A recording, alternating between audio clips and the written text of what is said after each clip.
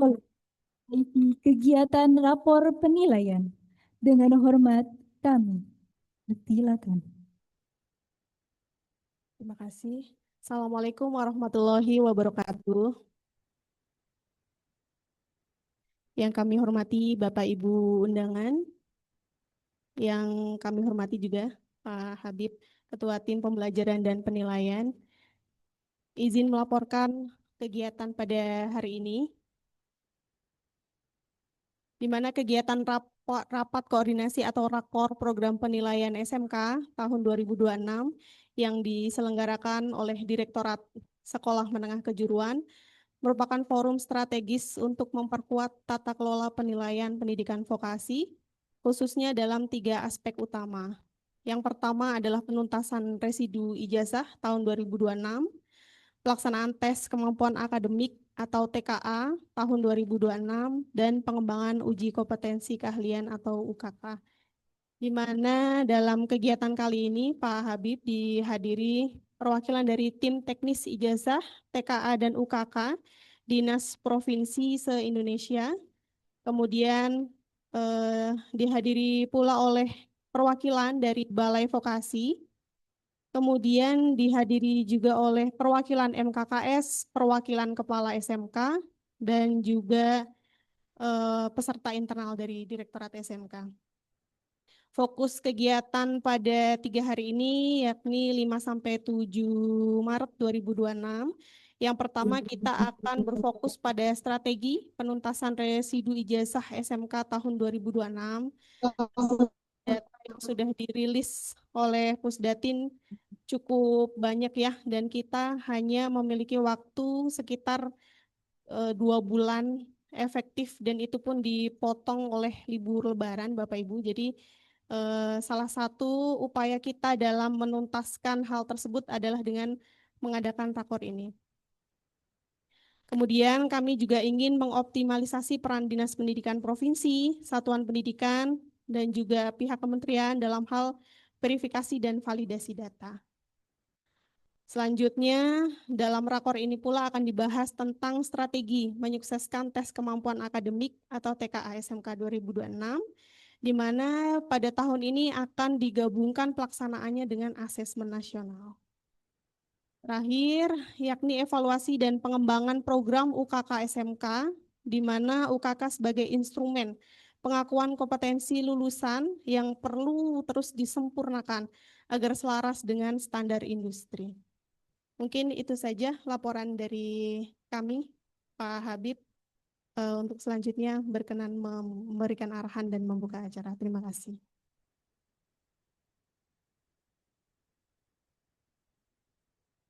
Terima kasih kami ucapkan kepada Ibu Solihatun Aisyah Rahmawati atas laporan kegiatan pada hari ini. Baik, Bapak Ibu dan yang kami hormati, selanjutnya mari kita simak bersama arahan dilanjutkan dengan pembukaan acara secara resmi oleh Ketua Tim Pembelajaran dan Penilaian. Dengan hormat kami persilakan. Ya, terima kasih Mbak MC. Nah, bismillahirrahmanirrahim. Assalamualaikum warahmatullahi wabarakatuh. Selamat sore Bapak Ibu semua. Salam sejahtera untuk kita semua. Om Swastiastu, Namo Buddhaya, Salam Kebajikan Rahayu. Yang saya hormati Bapak Direktur Sekolah Menengah Kejuruan, Bapak Ari Wibowo Kurniawan, yang tadinya akan hadir Bapak Ibu, tadi sudah mengabari jam 3 jalan dari kantor, tapi ternyata ada panggilan mendadak ke gedung A, ke Pak Menteri, sehingga beliau schedule gitu ya, kehadirannya jadi besok pagi. Jadi insya Allah besok pagi Pak Direktur akan membersamai kita gitu ya, memberikan penguatan, memberikan arahan yang lebih detail lagi gitu ya, terkait topik pembahasan kita di hari ini. Yang saya hormati Bapak Ibu ya, perwakilan Dinas Pendidikan Provinsi, tim teknis ya, tim teknis ijazah atau TKA atau UKK, Bapak Ibu Ketua MKKS Provinsi, perwakilannya, Bapak Ibu Kepala Sekolah juga Mbak ya, kepala sekolah atau sekolah ya, atau yang mewakili gitu ya, juga kawan-kawan balai besar penilaian mutu vokasi ya 7 balai. eh, Selamat datang gitu ya, dan teman-teman direktur semua. Bapak Ibu, hari ini gitu ya kita menginisiasikan rapat koordinasi untuk membahas 3 topik gitu ya. Yang pertama terkait dengan ijazah, tadi Mbak Rama sudah sampaikan bahwa data residu sudah keluar begitu ya, kurang lebih 40 ribuan, saya kurang hafal gitu ya detailnya, dan 40 ribuan residu data siswa kita yang perlu kita benahi gitu ya, atau kita perbaiki, dan ini waktunya sudah sangat mepet gitu ya, kepotong lebaran sekitar 2 minggu begitu ya, jadi efektifnya tuh tinggal 1 bulan. Jadi kita Maret tuh sudah nggak efektif lah gitu ya. Awal April sampai akhir April tuh waktu kita untuk memperbaiki residu begitu ya. Karena Mei minggu pertama sesuai dengan pedoman ijazah ya, itu sudah kelulusan ya, atau DNT. Berarti untuk merubah data siswa kita yang tadi residu itu menjadi DNS, kita cuma punya waktu sekitar 1 bulan gitu ya. Waktu yang sangat singkat dibanding kita tahun lalu. Tahun lalu itu kita dari Februari gitu ya. Dari Februari itu kita sudah mulai seperti ini gitu ya. Mengadakan rakor, terus kemudian coaching klinik gitu, terus mengadakan koordinasi setiap minggu malah ya dengan uh, tim teknisi jasa kalau Bapak Ibu masih ingat ya. Itu kita tiap minggu sampai akhirnya tanggal 5 Mei kelulusan ternyata masih ada data residu gitu ya. Permasalahan data. Tahun lalu saja yang lebih lebih cepat gitu ya, atau lebih punya waktu kita menyiapkannya itu masih ada residu, apalagi tahun ini. Tapi alhamdulillahnya tahun ini tuh jumlah residunya baseline-nya tuh berkurang gitu ya. Kalau tahun lalu itu sekitar 150 ribu baseline kita tuh residunya, jadi cukup berat sekali kita ngejarnya ya, dari 150 ribu sampai sekitar 100-an terakhir ini masih ada masalah juga. Nah, tahun ini dia hanya 40 ribu, hanya ya, maksudnya berkurang lumayan signifikan gitu ya. Sisa tinggal sekitar ya 15% gitu ya dari tahun lalu gitu, 40 ribuan. Tapi waktunya mepet gitu ya, Bapak. Ini jadi PR kita bersama. Nah, agenda yang pertama itu kita ingin mendiskusikan lah begitu ya strategi penuntasan residu jasa ini bagaimana. Mungkin nanti akan lebih lebih intens diskusi adalah tim dari Dinas Pendidikan begitu ya, dengan tim Pusdatin dan Dapodik. Insya Allah besok tim Pusdatin dan Dapodik akan bersama kita gitu ya. Termasuk Bapak Ibu ya, dari Dinas yang kemarin masih punya masalah residu tahun 2025 begitu ya, atau masalah ijazah tahun 2005, nanti silakan besok itu waktunya kita mengklarifikasi atau menyelesaikan lah gitu ya. Semoga gitu ya. Besok itu sudah clear semua gitu ya. Karena sebetulnya kami itu bukan pengeksekusi Bapak Ibu. Jadi yang mengeksekusi data dari ijazah begitu ya. Itu ada 2 pihak gitu ya. Kalau itu berkaitan dengan ada Dapodik ya, misalnya tadi ada siswa yang tidak terdaftar gitu ya, atau tidak ada NISN-nya atau tidak ada datanya di Dapodik, maka itu perlu pengajuan ke Dapodik. Dapodik itu di Sedijen PDM gitu ya. Kalau terkait ijazahnya, manajemen ijazahnya gitu ya, itu ada di Pusdatin. Termasuk pembetulan data di ijazahnya, gitu. Apa kesalahan tanggal, gitu, kesalahan nama itu di Pusdatin. Jadi kami itu direktur sebetulnya nggak punya kewenangan gitu ya. Jadi kami memang bisanya hanya menjembatani Bapak Ibu semua gitu ya, Dinas Pendidikan ke tim Dapodik dan Pusdatin gitu ya. Nah, besok itu kami coba pertemukan gitu ya, tim dari Dinas dan Dapodik dan Pusdatin gitu ya. Itu mungkin akan didampingi oleh tim Direktorat Mas Robi, nanti akan mendampingi untuk memediasi gitu ya. Semoga saja clear ya besok itu. Termasuk nanti besok juga ada sebelum nanti diskusi ada paparan juga gitu ya dari Dukcapil, dari Kemdagri, tim Dapodik juga nggak paparan, tim Pusdatin juga nggak paparan gitu ya, supaya Bapak Ibu di Dinas Pendidikan, khawatirnya ini sudah berganti gitu ya, yang mengurus ijazah ya atau mengurus penilaian gitu ya, karena kan kemarin juga cukup banyak kabinetnya berganti gitu ya, takutnya stafnya juga berganti. Nah, besok tuh kita mau coba refreshment atau mungkin pelatihan atau pemberian informasi lah gitu ya, bagaimana cara menangani tadi itu residu data ijazah gitu, baik itu NSN, nanti tim dari Pusdatin gitu ya, dan Dapodik ya. Kalau misalnya NSN-nya ganda itu apa yang perlu dilakukan gitu ya, besok nanti tim Dapodik akan menjelaskan.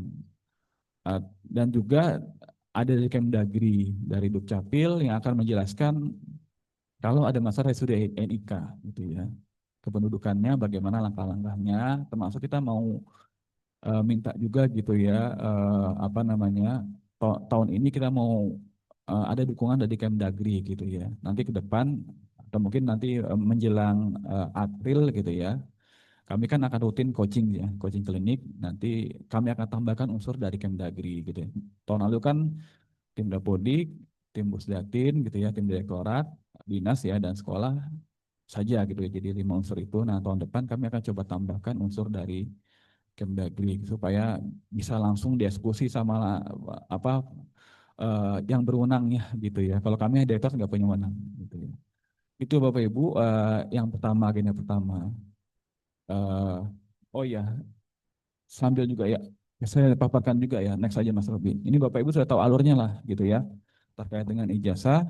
Ini krusialnya itu ada di Perval ya Bapak Ibu ya. Jadi poin kritisnya itu ada di Verval, baik itu Verval PD gitu ya, atau Verval SP gitu ya, sekolah satu pendidikannya gitu ya. Itu tolong dipastikan di dinas kan yang memverval SP ya, betul Bu ya. Nama kepala sekolahnya kalau ada yang belum dilantik gitu ya, atau belum ditetapkan, itu tolong diinformasikan kepada pimpinan gitu ya, ke kepala dinas atau ke gubernur ya, atau ke kepala dinas lah gitu ya. Ini ada sekolah yang kepala sekolahnya belum definitif atau belum PLT gitu ya. Tolong segera diselesaikan dulu, paling tidak menyelamatkan anak-anak kita di periode ijazah ini begitu ya. Kalau yang verbal PD itu nanti sekolah lah gitu yang akan berperan penting gitu ya, memvalidasi data peserta didiknya ya. Kalau misalnya nanti ada masalah di NSN-nya bagaimana gitu ya, itu perlu dicari jalan keluar. Misalnya ganda dia nyangkut di sekolah lain, mungkin dinas bisa ngambil tindakan. Tapi kalau nanti nyangkutnya di madrasah itu mesti koordinasi dengan EMIS ya, atau pengelola EMIS atau Kemenak, kantor wilayah gitu ya, Kementerian Agama gitu ya. Itu nanti prosesnya di sekolah gitu ya. Tapi dinas mungkin bisa bantu fasilitasi gitu ya. Nah ini apa namanya, perlu gerak cepat gitu ya sebelum Mei minggu pertama itu sudah ditetapkan kelulusannya gitu ya. Jadi Bapak Ibu yang seperti sudah saya sampaikan di grup ijazah, pengelola ijazah begitu ya, kami sudah sampaikan data residu ini ke grup dan ke dinas. Kemarin juga ketika rakor Bapak Ibu, baru kemarin gitu ya, baru kemarin itu kami Direktur SMK mengadakan rakor yang dihadiri oleh Kepala Dinas dan Kabid gitu ya. Jadi ada yang tanya Kabid, ada yang tanya Kepala Dinas. Saya sudah sampaikan ini juga gitu ya, bahwa apa namanya, ada hal urgent yang perlu diperhatikan gitu ya oleh Dinas Pendidikan Provinsi gitu ya terkait ijazah ini. Dan datanya juga sudah kami share gitu ya ke Kabid, sudah sampaikan gitu ya. Semoga aja direspon gitu ya, atau enggak nanti Bapak Ibu bisa sampaikan juga ke pimpinan gitu ya. Jadi ya tadi kalau total kurang lebih sekitar 40 ribuan gitu ya. Ini detailnya. Kita lihat sini Aceh masih ada 369 Bapak Ibu ya. Baik itu residu NISN maupun residu NIK gitu ya. Nah ini NIK-nya cukup banyak Bapak Ibu, 350. Nah ini yang perlu menjadi perhatian khusus gitu ya. Karena NIK itu cukup tricky gitu ya dalam apa namanya, menyelesaikan masalah residu NIK ini ya. Karena berhubungan dengan data kependudukan.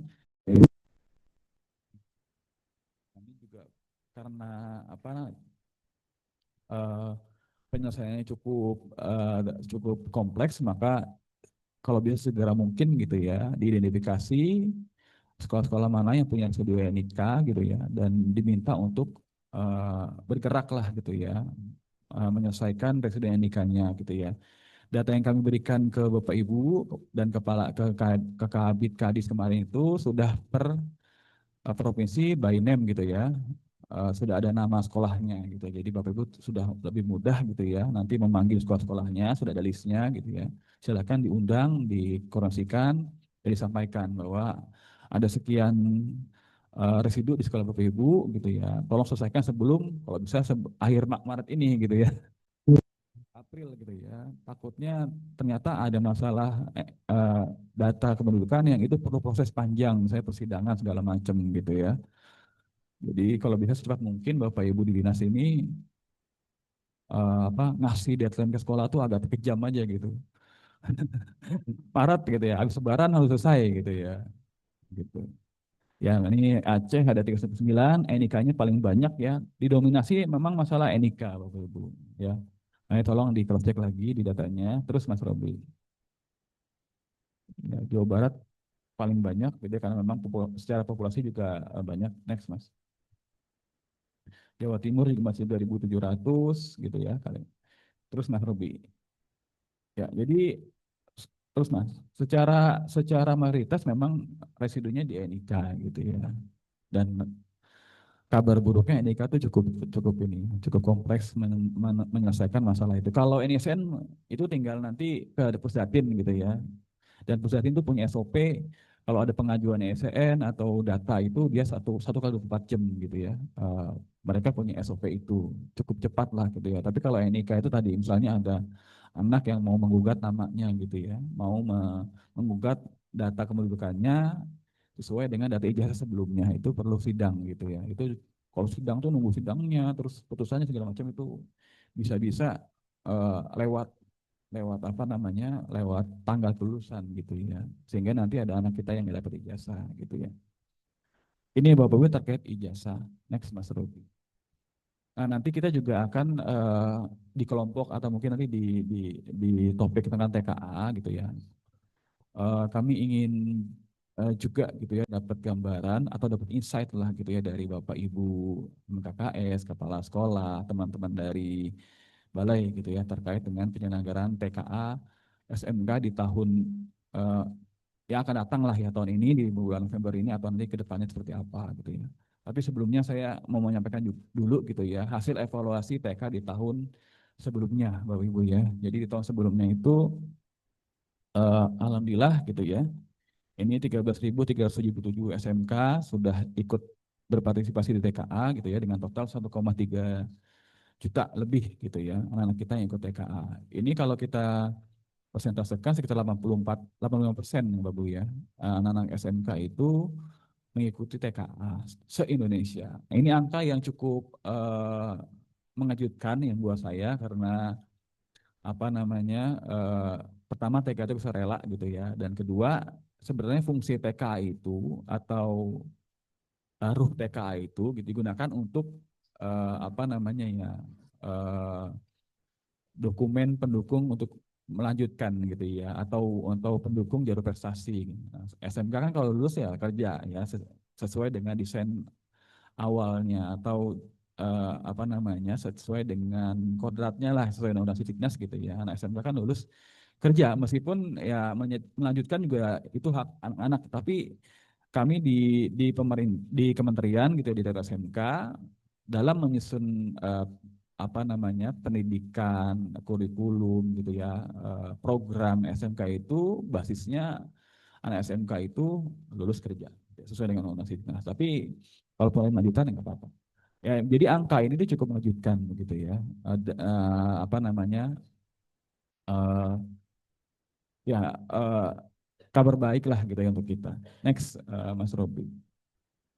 Nah, tadi Bapak Ibu ya inilah untungnya gitu ya. Untungnya ada TKA gitu ya. Jadi kita tahu kemampuan anak-anak kita gitu ya.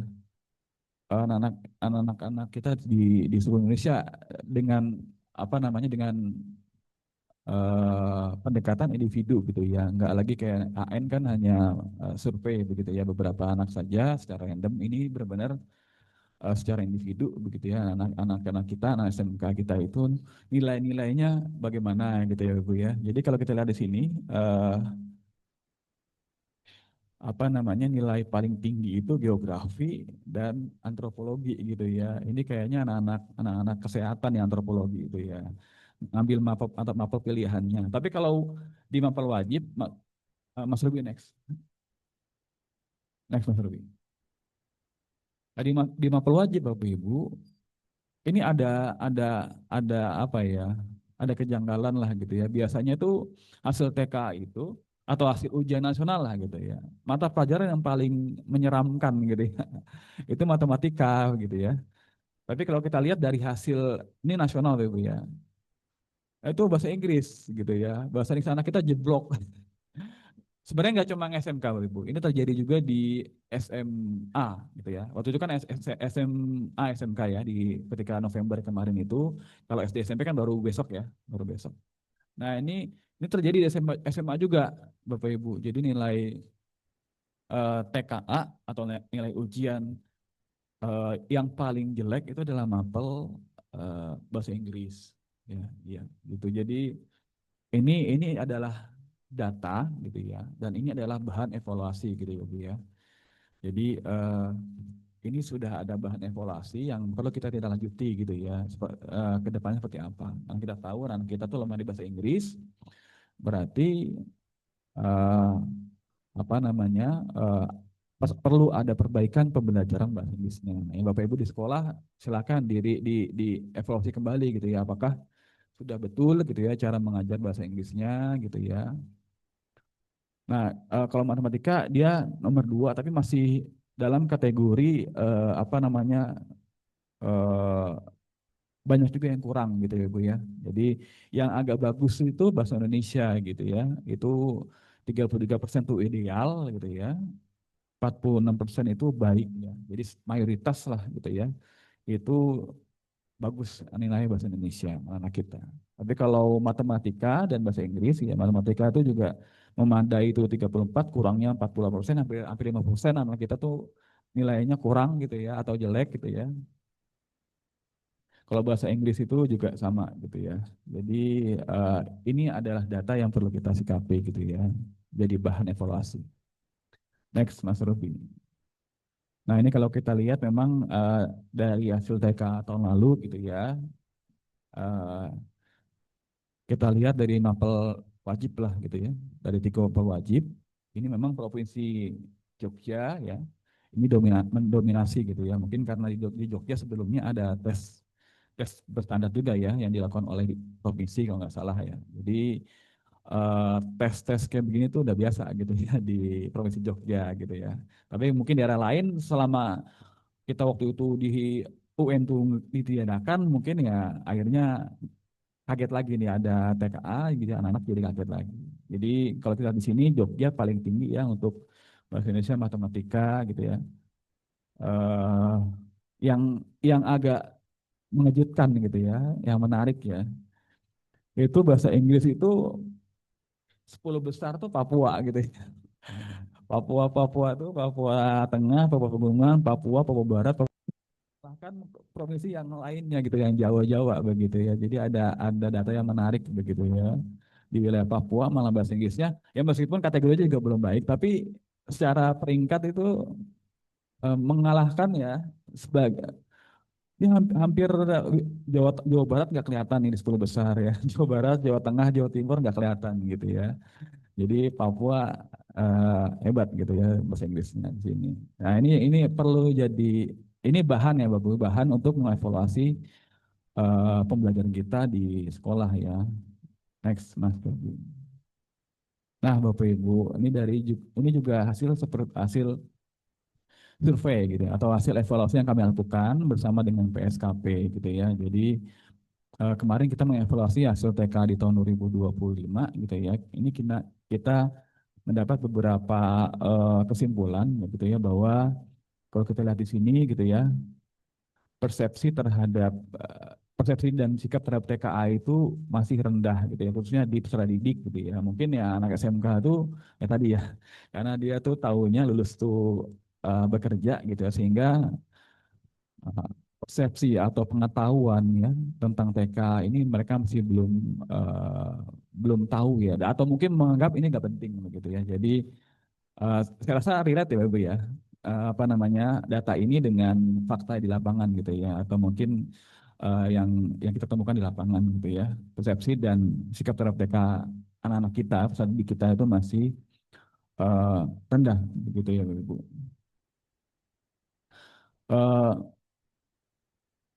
Kemudian juga Bapak Ibu, apa namanya, dari sini kami juga ingin eh, me- me- memberikan gitu ya, memberikan eh, awareness gitu ya kepada Bapak Ibu Dinas Pendidikan juga gitu ya, karena di sini juga kalau kita lihat ya, eh, pemahaman TKA, persepsi dan sikap terhadap TKA gitu, pelaksanaan TKA-nya sampai dampak manfaat TKA juga untuk apa namanya, untuk dinas gitu ya, masih dalam kategori sedang gitu ya.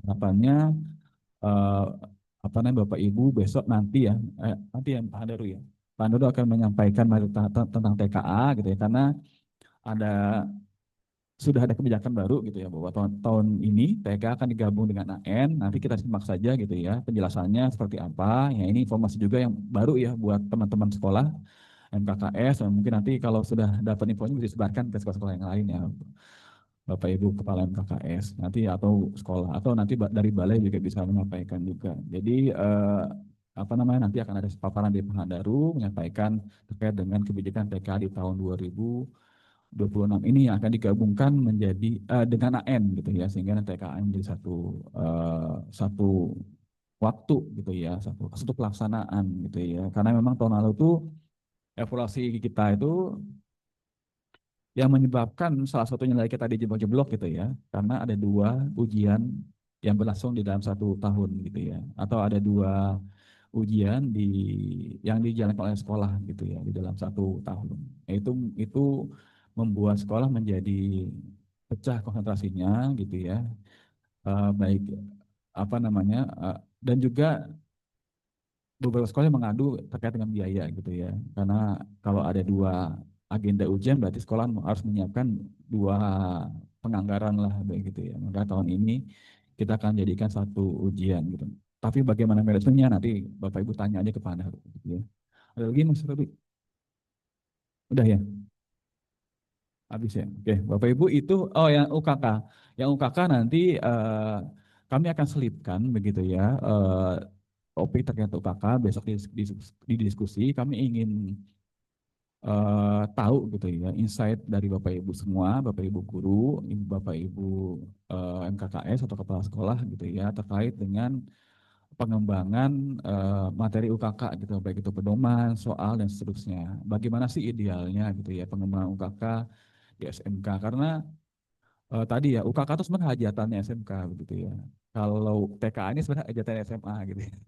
Karena fungsinya untuk SNBP kan begitu ya, tapi UKK itu sebenarnya hajatannya kita gitu. Makanya saya merasa ini penting juga, perlu kita bahas juga, kita perbaiki, kita evaluasi, kita mau dapat insight dari Bapak Ibu semua seperti apa ya besok di diskusi gitu ya. Itu Bapak Ibu mungkin pengantar dari saya. Besok Pak Direktur mungkin akan menyampaikan yang lebih apa namanya, lebih visioner terkait dengan program kita ke depan seperti apa, akan banyak gitu ya. Pak Direktur sudah buat gitu ya program pengembangan SMK ke depannya seperti apa gitu ya. Dengan izin Bapak Ibu semua, mewakili Pak Direktur SMK, acara rapat koordinasi penilaian dengan ini kami resmi kami buka. Terima kasih, mohon maaf. Assalamualaikum warahmatullahi wabarakatuh.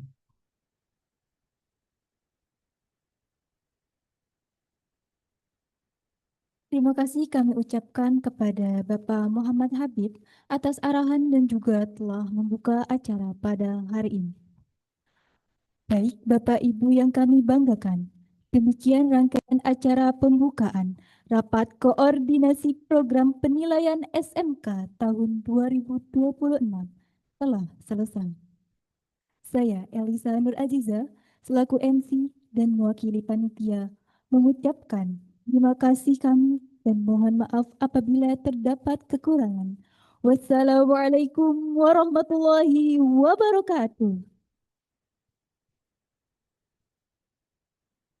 Oke, Bapak dan Ibu yang kami hormati, sebelum lanjut ke acara berikutnya, bolehkah saya untuk berpantun terlebih dahulu? Boleh. Dimohon bantuannya untuk cakepnya ya Bapak Ibu. Oke. Pergi ke taman memetik melati. Melati putih harum baunya. Acara pembukaan telah kita lalui. Mari kita lanjutkan ke sesi materi. Baik Bapak Ibu yang kami hormati, selanjutnya kita akan memasuki acara inti, yaitu pemaparan materi yang akan dinarasumberi oleh Bapak Handaru selaku Kapus Nandi dan yang akan dimoderatori oleh Bapak Yoga Yulianto. Kepada moderator dipersilakan.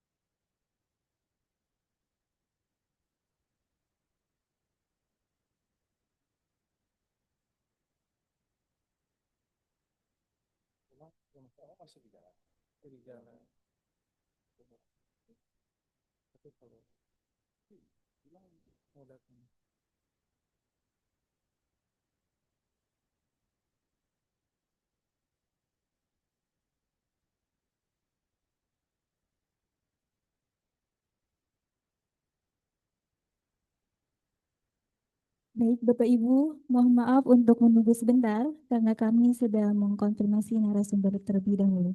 Terima kasih atas pengertiannya.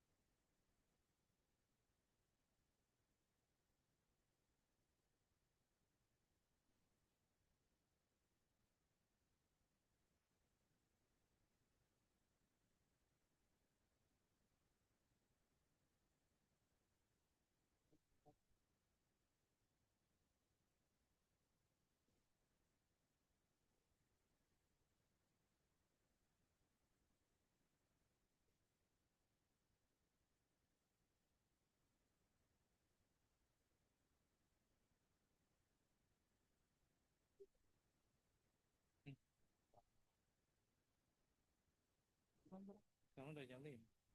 Tadi buka diskusi. Ya makanya itu 30 menit, diskusi 10 menit. Diskusi 10 menit.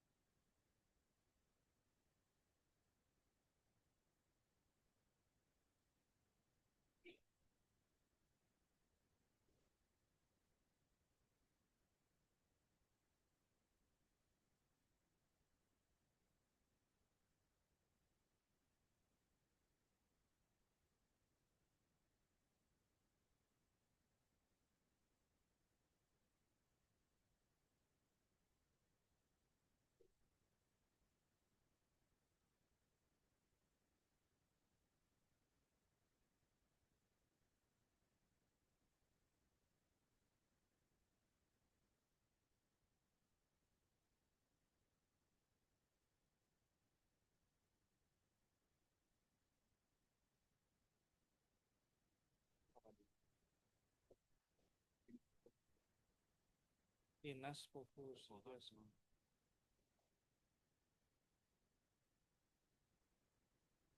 Bisa kayak gitu. Bisa kayak gitu.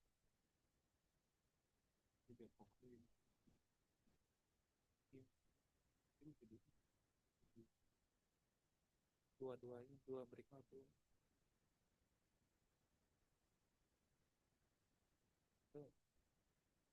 Tanya aja tuh. Mau saya besok ke sana. Iya, maaf.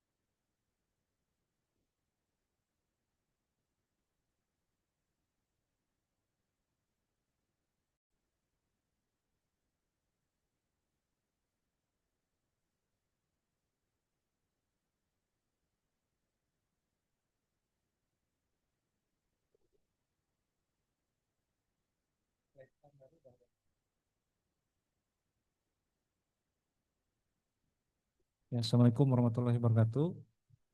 Assalamualaikum warahmatullahi wabarakatuh. Ya, udah jam-jam kritis ya, Bapak Ibu. Sekarang pukul 16.58. eh, saya umumkan akhir dari diskusi kita ya, 17.40 ya, Bapak Ibu. Jadi ada waktu persiapan untuk berbuka puasa. Buka puasanya di mana, Mas Robi? Ada restonya di mana? Nah, jadi apa namanya? Hah?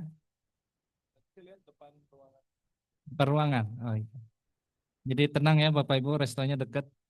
Jadi tidak perlu khawatir Bapak Ibu tidak kebagian untuk hidangan berbuka puasanya. Eh, Telah hadir di sini ya Pak Andaru selaku Kepala Bidang Penilaian Akademik ya dari apa Pusat Asesmen Pendidikan yang akan memaparkan mengenai eh, integrasi dan pelaksanaan AN dan TKA ya. Untuk khususnya untuk SMK. Jadi izin Pak Andaru ya, jadi untuk audiensnya saat ini kita ngundang ya, apa namanya perwakilan sekitar berapa ya, 38 ya kalau tidak salah, 38 lalu perwakilan dari Balai, juga perwakilan dari NKKS dan juga beberapa kepala sekolah seperti itu. Ya, jadi apa namanya, eh, mudah-mudahan ini tidak menjadi pertemuan terakhir ya karena ini apa namanya untuk TKA ini sepertinya memang perlu ada yang khusus ya di mana apa namanya sepertinya kalau hanya satu pertemuan tidak cukup ya. Cuma memang perlu ada pertemuan awal untuk istilahnya brainstorming ya. Terlebih ini baru tahun pertama menuju tahun kedua pelaksanaan TK. Jadi istilahnya perlu banyak penguatan termasuk juga hal-hal yang menjadi pertanyaan di benak Bapak Ibu semua ya. Mengapa perlu ada TK di SMK? Pasti khususnya untuk SMK pasti selalu seperti itu ya. Pertanyaannya apa namanya? Awalannya ya. Mengapa perlu ada TK di SMK? Mungkin tidak berlama-lama ya seperti itu untuk pendahuluannya Pak Daru. Waktu dan tempat dipersilahkan waktunya 30 menit. Ya. Iya, baik. Nah, Sioga. Bapak Ibu semua, Bismillah. Assalamualaikum warahmatullahi wabarakatuh.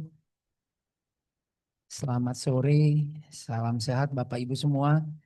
Selamat menjalankan ibadah puasa yang bagi yang menjalankan eh, yang sama-sama kita hormati pimpinan di Direktorat SMK, pimpinan dari Dinas Provinsi ya, Dinas Pendidikan Provinsi, juga UPT yang hadir, dan juga tim teknis juga ada ya kalau tidak salah ya. Dan Bapak Ibu semua yang tidak mungkin saya sebutkan satu persatu. Ini pertemuan kita ini kalau di SMK saya mungkin udah ke beberapa kali ya. Cuman untuk yang pelaksanaan 2026 kelihatannya baru sekarang ini ya. Kita untuk pelaksanaan di 2026, memang kan sekarang ini kita lagi fokusnya di SD dan SMP ya. Karena SD SMP ini kan baru pelaksanaan di bulan April nanti. Sekarang ini adalah baru pendaftaran. Nah, tapi SMK itu sebenarnya sudah kita siapkan Bapak Ibu jauh-jauh hari. Ini karena juga permintaan dari Bapak Ibu semua ini. Ya, kenapa? Karena dengan adanya PKL nggak ada masalah pelaksanaan di November. Tapi yang penting sudah diumumkan dulu kapan tanggalnya. Nah, itu kan menjadi penting ya. Ya, karena PKL gitu dan sebagainya. Nah, makanya sekarang saya coba informasikan terkait dengan jadwalnya nanti ya. Ada jadwal nanti kapan pelaksanaan TKA jenjang SMK sederajat seperti itu. SMA, SMA, MA sederajat dan SMK, MAK ya. Selanjutnya.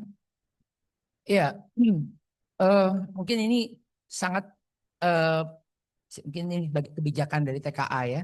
Kenapa perlunya ada tes kemampuan akademik gitu ya.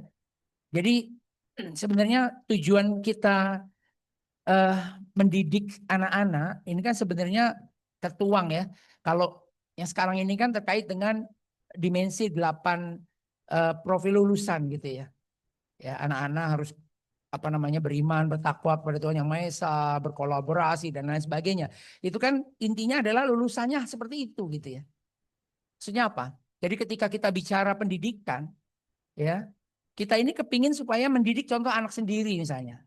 Ya, ketika kita diminta untuk mendidik anak sendiri, bagaimana kita tuh melatih anaknya, anak kita tuh melatih. Nah, kamu nanti ya kita lagi makan nih misalnya di restoran. Nah, kamu yang membayarin. Ya kan kita pengen supaya anak kita nih bisa gitu ya membantu kita membayarkan ke kasir ya. Kita melatih dia nih, mendidik dia untuk melatih.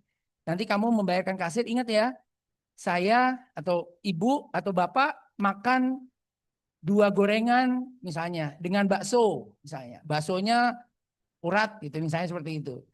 Kakak kamu ini dan ini, adik kamu ini dan ini. Itu hafal tuh di dalam ingatannya, ini. Ya. Terus nanti kamu mengantri ya, Nak. Terus kamu nanti sudah mengantri, terus kamu melakukan apa lagi? Siap-siap menyiapkan uangnya. Kamu cerita, hafalkan memorinya dan lain sebagainya. Jadi dia intinya ini kategori belajar mendidik anak untuk berani kan seperti itu ya bahasanya ya. Mendidik anak untuk berani sehingga dia datanglah ke tempat kasir. Disitulah apakah dia mengantri, apakah dia benar-benar menyampaikan apa yang dimakan oleh kedua orang tuanya, adiknya, kakaknya. Ini adalah cara bagaimana dia meluangkan apa yang sudah diajarkan oleh orang tuanya. Disitulah dia berusaha untuk menyampaikan. Nah, asesmennya di mana? Dia balik lagi ke sini, ke kami, ke kita, ke guru, gitu ya, ke saya misalnya sebagai orang tua. Apa yang sudah Anda lakukan? Ya, tadi saya sudah mengantri, saya sudah menyampaikan makan ayah ini, makan ibu ini, makan adik ini, makan ini. Benar kamu mengantri? Benar atau tidaknya? Nah, itu bagian dari kejujuran. Nah, itu tadi bagian dari profil dimensi kelulusan, dimensi profil kelulusan. Seperti itu. Nah, itulah bagian dari pendidikan dan asesmen di sini. Sehingga perlunya ada sebuah hasil yang perlu dilakukan. Nah, sekarang bagaimana hasil yang harus kita inginkan? Nah, logikanya atau harusnya pendidikan itu harus sifatnya adalah objektif. Asesmen itu sifatnya harus objektif. Ya. Objektif itu apa? Objektif ini ya adalah ketika Bapak Ibu dilakukan penilaian, atau assessment, maka dikatakan dia objektif kalau tidak ada unsur kepentingan apapun. Ya, bayangkan Bapak Ibu, guru sudah harus mengajar, guru mendidik anak-anak, ya, guru juga menyiapkan soalnya, guru yang menilai, guru juga yang memberikan hasil untuk anaknya, judgment. Pasti jawabannya apa? Ya pasti nilainya bagus. Kenapa tidak bisa dikasih 90 kalau dia apa namanya bisa dikasih tinggi gitu ya. Nah, berbeda kalau yang melakukan adalah orang eksternal, pihak eksternal. Dalam hal ini adalah pemerintah pusat katakanlah. Tidak ada kepentingan apapun, ya. Kita yang menilai pastinya kita tidak ada kepentingan apapun di sini, sehingga nilai objektivitas tinggi, ya. Kita tidak ada nilai apapun. Jadi ini yang diperlukan. Kenapa adanya assessment ini? Ya, namanya tes kemampuan akademik. Berikutnya adalah terkait dengan capaiannya, hasil dari capaiannya. Ya, Bapak Ibu bicara capaian hasilnya itu berupa standar. Saya selalu menganalogikannya dengan ini ya, dengan ketika di depan kelas itu anak-anak diminta untuk mengukur berapa panjang meja. Pikiran kita itu berapa panjang meja. Tapi menggunakan jengkal kalian. Jengkal anak-anak yang digunakan. Ada yang badan tubuh besar, jengkalnya dihitung. Ibu, bapak, guru, saya badannya besar 4 jengkal. Tapi ada anak yang mungkin punya perawakan yang cukup kecil gitu ya. Ibu, guru, bapak guru, saya 8 jengkal. Nah sekarang jengkal siapa yang mau dipakai untuk mengukur meja itu?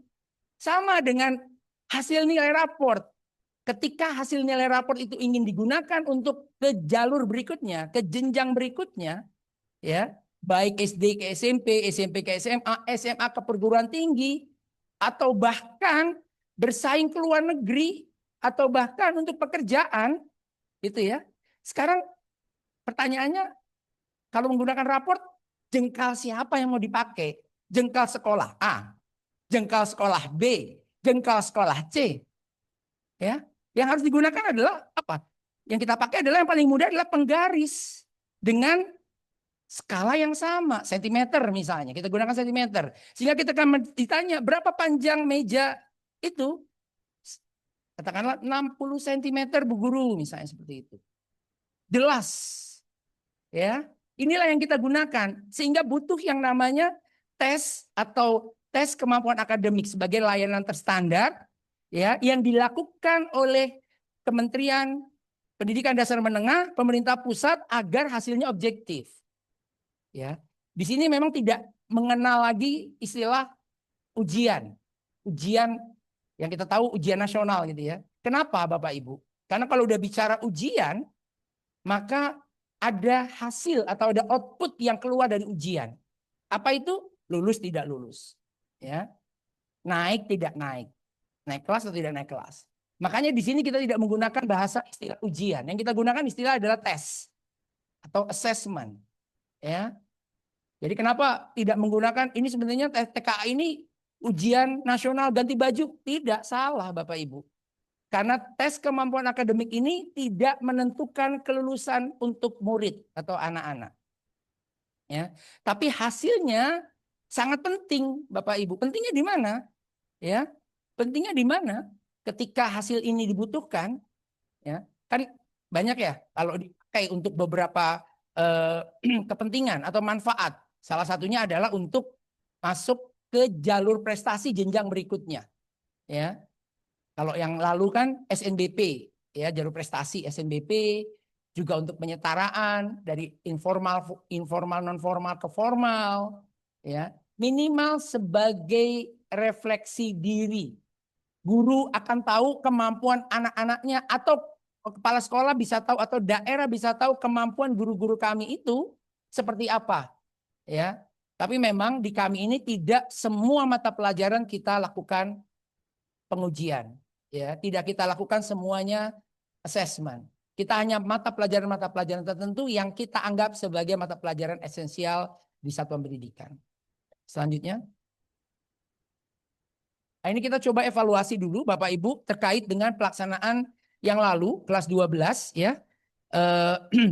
Jadi pelaksanaan TKA kelas 12 lalu, alhamdulillah ya pelaksanaan dalam waktu 4 hari ya. Dalam waktu 4 hari ditambah 2 hari untuk yang non formal dapat terlaksana dengan baik ya.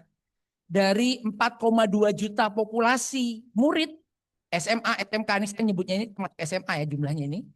Itu yang mengikuti itu ada sekitar, yang mendaftar itu ada sekitar 3,5 juta. Terus sekitar 88% kurang lebih. Yang ikut dari 3,5 juta, yang ikut ada sekitar 3,4 juta 56 something ribu something. Artinya kalau di persentase sekitar 97%. Alhamdulillah ya tahun pertama sudah segitu banyaknya siswa yang ikut. Termasuk SMK juga menyumbang cukup banyak juga siswa yang ikut.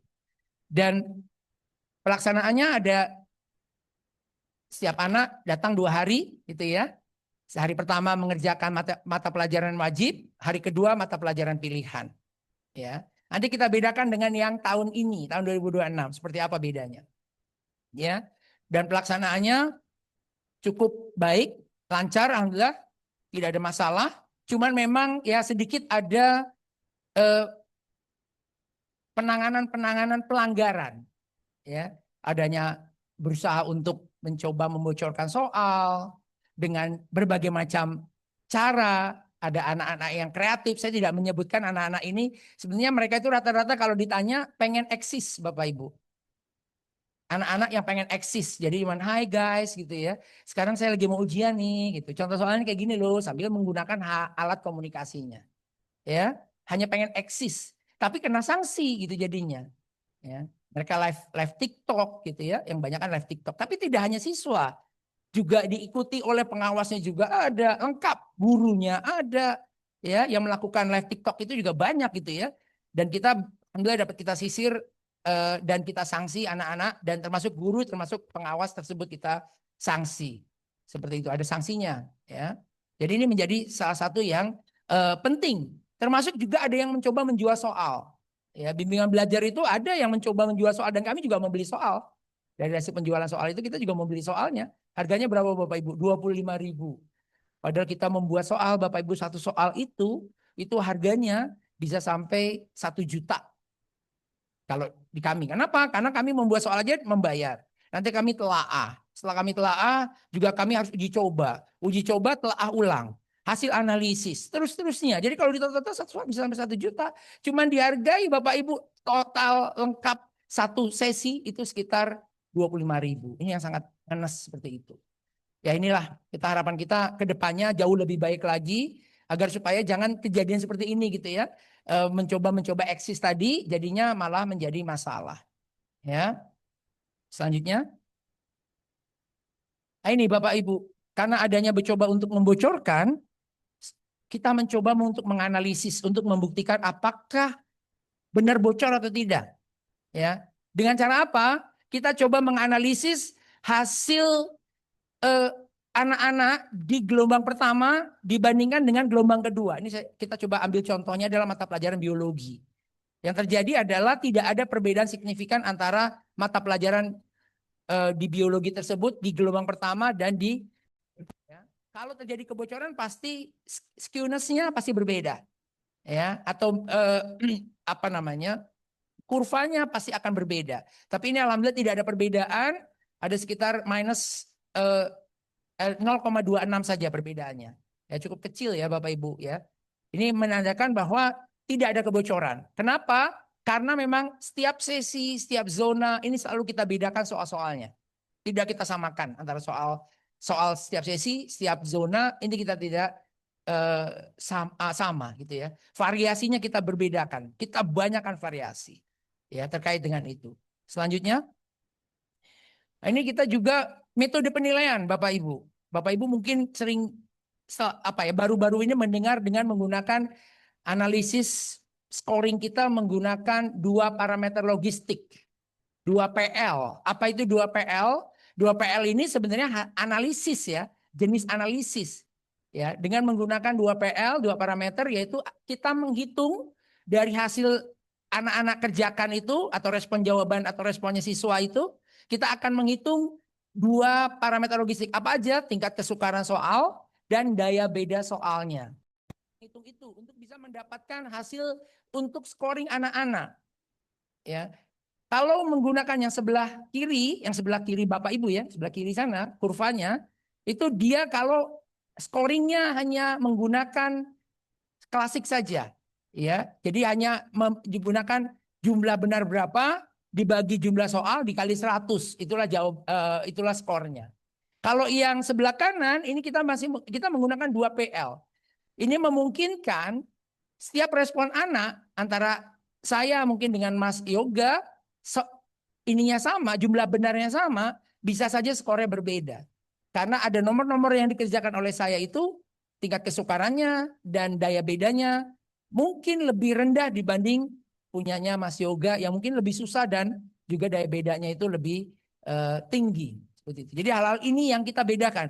Sehingga kalau dibandingkan antara yang sebelah kiri, kurva yang sebelah kiri yang menggunakan klasikal dengan yang menggunakan 2 PL, variasi untuk skornya itu cukup banyak. Ada 3.145 variasi nilai.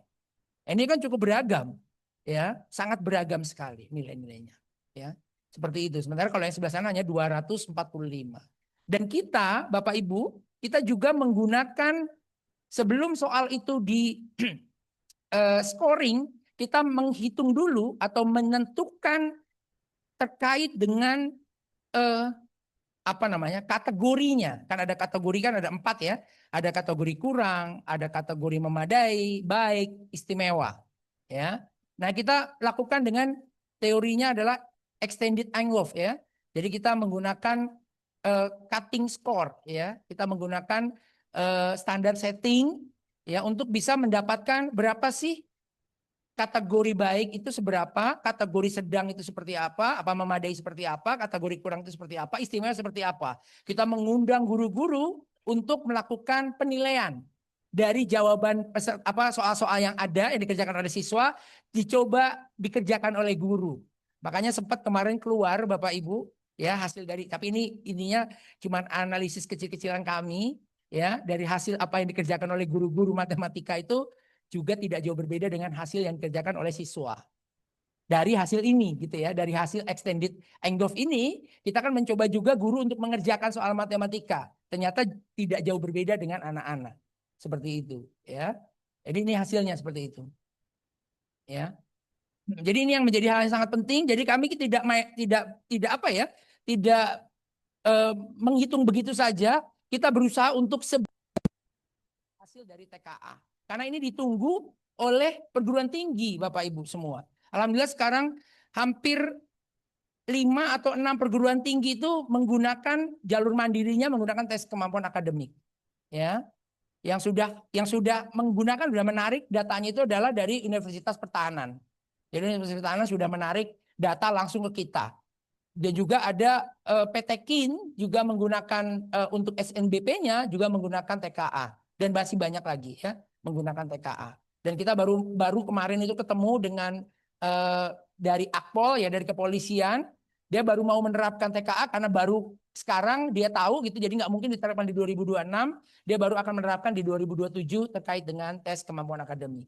Ya, ya kita berusaha untuk ini memaparkan terkait dengan hasil dari TKA ini. Selanjutnya, Bapak Ibu, dari hasil TKA juga kita merilis yang namanya halaman hasil TKA. Jadi Bapak Ibu sudah mencoba membuka belum ya? Sudah ya. Nah, inilah yang kita coba hasilkan yang ada di sini ya. SMK contohnya. Ini adalah kalau secara nasional, tampilan nasional ini adalah ya seperti ini. Bahasa Inggris memang pasti di bawah ya. Bahasa Indonesia di atas, bahasa Inggris rata-ratanya itu cukup turun ya. Ini yang paling tinggi ini kalau dilihat ini rata-ratanya ini adalah di antropologi ya. Jadi SMK ini ternyata banyak juga yang memilih antropologi ya. Kalau yang paling banyak peminatnya itu adalah PKWU ya, yang keluarga kewirausahaan. Kewirausahaan ini skornya itu cuman rata-rata di 56,59. Ya, jadi ini sebagai gambaran Bapak Ibu ya terkait dengan hasil. Juga tidak kalah pentingnya adalah Selanjutnya, next. Ini adalah capaian indikator. Jadi dari halaman hasil TKA, tadi ya sebelah kanan itu ada capaian indikator. Bapak Ibu tinggal membuka dan sekarang sudah kita bisa akses untuk pemerintah daerah, ya dinas juga sudah silakan membuka dengan menggunakan akun yang sama dengan membuka laman TKA. Ya, bisa dibuka, nanti capaiannya itu bisa dilihat daerah Bapak Ibu itu seperti apa. Ya, kemampuan dalam soal-soalnya, jadi indikator soalnya. Ini saya yang tampilkan adalah nasional. Ini kita lihat ya. Saya coba matematika, ya. Sebenarnya soal-soal matematika seperti apa? Ini ternyata ini harusnya SMK. Ini SMK ya. Saya lihat adalah SMK ya. Ini yang paling rendah ya, 15,36 yang saya merahin ini adalah menyelesaikan permasalahan kontekstual sehari-hari yang berkaitan dengan konsep barisan dan deret bilangan geometri. Di sini bisa langsung lihat contoh soalnya Bapak Ibu yang ada gambar apa namanya kaca pembesar itu, ya bisa melihat soal dan soalnya adalah ini ternyata. Selanjutnya, nah ini dari yang cuma 15% menjawab benar, tadi kan 15, sekian itu artinya 15% menjawab benar. Ternyata soalnya cuma begini Bapak Ibu. Jadi cuma diminta seorang pasien dengan kadar asam uratnya itu berlebih, gitu ya, dia berusaha untuk berobat, ya. Jadi dari hasil obat berobatnya itu, obat yang bekerja itu 20%. Awalnya 13 mg per desiliter gitu ya. Dengan dia mengkonsumsi obat setiap hari berturun sekitar 20%. Cuman kita gimana caranya dari deret itu menghitung supaya pertanyaannya adalah kelanjutannya pasien mulai merasa lebih nyaman kalau kadar asam uratnya di bawah 7 mg per desiliter. Tapi pasien dianggap sembuh kalau dia di bawah 5 mg per desiliter. Pertanyaannya, pada hari keberapa beberapa pasien merasa nyaman namun belum dianggap sembuh secara klinis? Di hari apa? Di hari keberapa maksudnya? Tapi yang menjadi titik krusialnya adalah soal ini yang mungkin belum dikenalkan lebih banyak itu adalah karena soalnya adalah sifatnya adalah MCMA. Apa itu? MCMA adalah multiple choice, multiple answer. Nah ini yang menjadi hal yang penting untuk diketahui oleh anak-anak sekarang. Ya, di kita nih ada pilihan ganda kompleks namanya. Pilihan ganda kompleks itu akan dikeluarkan di TKA itu ada 2, MCMA dan kategori. Kategori itu yang benar salah. Nah ini yang menjadi penting ini. Sebenarnya kalau dilihat ini cara hitungannya tuh cuma tinggal ngitung aja. Hari pertama dari 13 dikurangi 20% berapa kurangnya. Hari kedua dikurangi lagi 20% berapa kurangnya. Pada hari keberapa dia dianggap sudah nyaman ya, tapi belum sembuh total. Kan pertanyaannya cuma itu kan. Nah ternyata dari hasilnya kan kita cuma berdasarkan informasi 7 mg di bawahnya itu dia sudah nyaman. Tapi kalau masih di atas dia belum sembuh. Cuman mainnya di situ saja, kita tinggal menghitung di situ. Ternyata di sini hari keempat dia sudah mulai nyaman tapi belum sembuh dan hari kelima. Jawabannya adalah hari keempat dan hari kelima. Yang benar kalau di skornya bisa dapat 2, kalau di jawabannya 4 dan 5. Skornya 2. Nah anak jawabnya itu paling cuma 1. Kalau cuma 1, kalau jawabannya adalah hari keempat atau hari kelima, skornya 1. Tapi yang jadi masalah, kalau jawabannya dia lebih dari 2, 3 misalnya, tapi dia itu terkecoh misalnya, tapi menjawab 1 yang salah, itu pasti jadi 0. Ini contoh, sebenarnya ini kan simple ya Bapak Ibu ya, tapi cuma 15% loh Bapak Ibu menjawab benar. Simple sekali. Kalau saya, simple banget gitu ya. Makanya Bapak Ibu nanti tolong buka capaian indikator, coba dilihat lagi di daerah Bapak Ibu, kira-kira soal seperti apa. Saya yakin Bapak Ibu bisa menjawab gitu ya. Ini anak SMK kalau nggak bisa menjawab ini aneh gitu ya.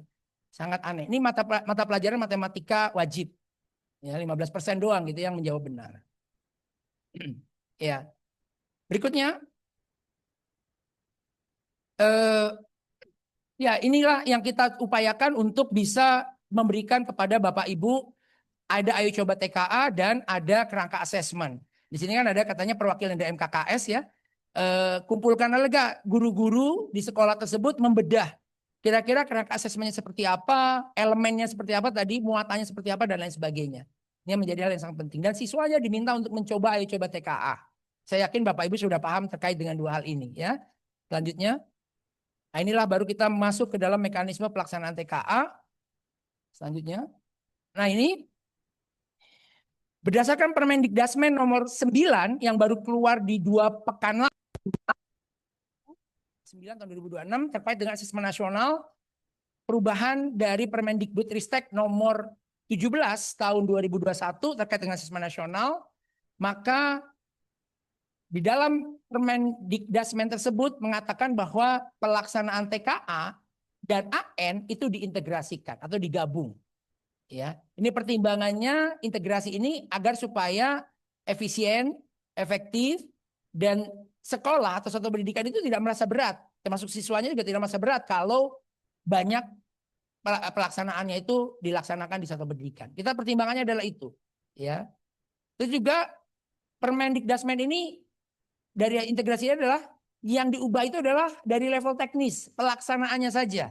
Yang tadinya mungkin dipisah antara TKA, jadi ketika Bapak Ibu tahun lalu 2025 kan ada pelaksanaan AN di bulan September kalau tidak salah, atau Agustus mungkin ya, Agustus atau September. Untuk yang jenjang SMA SMK kan kalau nggak salah di Agustus September. Di bulan November ada lagi TKA. Jadi kan ada 2 kali 2 waktu gitu ya pengukuran. Kalau sekarang tidak, kita jadikan 1 di bulan November saja, ya.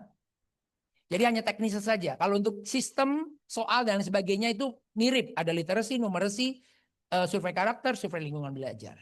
Ya, AN tetap berfungsi sebagai sistem pengukuran sistem, evaluasi alat untuk sistemnya. Jadi alat untuk mengukur evaluasi sistemnya. Sementara TKA sebagai individu, pengukuran individu, evaluasi dari individunya. Ya, peserta AN adalah peserta TKA. Dan dengan satu instrumen tes, ya, jadi nanti akan jadi satu instrumen, numerasi akan kita gabung dengan matematika wajib. Bahasa Indonesia akan kita gabung dengan literasi, ya, di bahasa Indonesia wajib, seperti itu. Nanti survei karakter sendiri, ada survei lingkungan belajar juga sendiri. Jadi kita ingin supaya mengemas agar satu instrumen itu bisa mengukur siswanya dan juga mengukur satuan pendidikan. Berikutnya. Ini adalah lini masa Bapak Ibu terkait dengan pelaksanaan. Jadi kita akan melaksanakannya itu di bulan Oktober akhir. Ya, kita akan melaksanakan di bulan Oktober akhir. Yang tadinya 2 hari jadi 4 hari Bapak Ibu. Kenapa? Karena kemarin pertimbangannya banyak. Ya, hari pertama matematika bahasa Indonesia, matematika, bahasa Inggris sudah pada capek.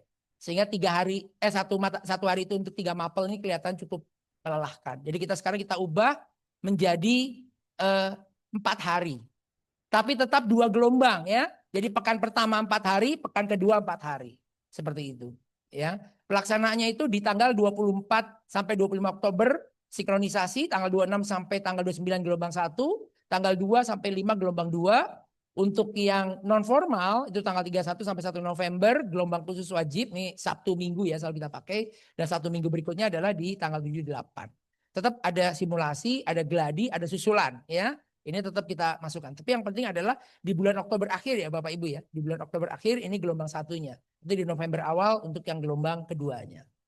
Selanjutnya. Nah, ini juga penting Bapak Ibu. Terkait dengan integrasi tadi kan kita bicara integrasi, maka bicara rapor pendidikan yang output dari asesmen nasional, namanya kita mengukur evaluasi sistem atau satuan pendidikan, maka ini yang menjadi hal yang sangat penting. Agar hasilnya itu bisa memadai atau hasilnya bisa mewakili satuan pendidikan tersebut, mengevaluasi sistem kan berarti harus mewakili, maka jumlah peserta yang ikut agar rapor pendidikan mengukur evaluasi sistem itu menjadi memadai, maka jumlahnya harus mengikuti ketentuan yang ada di paparan. Ya, memadai jika jumlahnya untuk SMA dan SMK adalah minimal 45 siswa. Tapi kalau jumlah rombongan belajarnya itu atau populasi di rombongan belajar di kelas akhirnya adalah kurang dari 45, bagaimana? Maka 85% minimal harus ikut TKA-AN agar raport pendidikannya itu memadai. Ya. Intinya itu Bapak Ibu. Tapi kalau kurang dari itu maka tidak memadai. Ya. Terus juga terkait dengan pilihan, mata pelajaran pilihan. Di SMK mulai tahun ini lagi kita kembangkan ya Bapak Ibu, lagi kita susun. Ini teman-teman dari SMK juga sudah membantu, ada Mas Yoga, ada Mas Habib juga membantu kami gitu ya untuk menulis soal-soal. Tapi terus terang hanya sampai di taraf program keahlian gitu ya. Jadi kita menyiapkan untuk mata pelajaran pilihannya ada program keahlian. Sehingga SMK nanti bisa memilih mata pelajaran pilihannya sesuai dengan program keahliannya.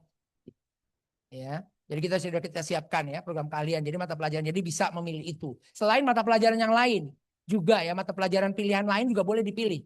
Ya, bebas gitu ya seperti itu. Ya.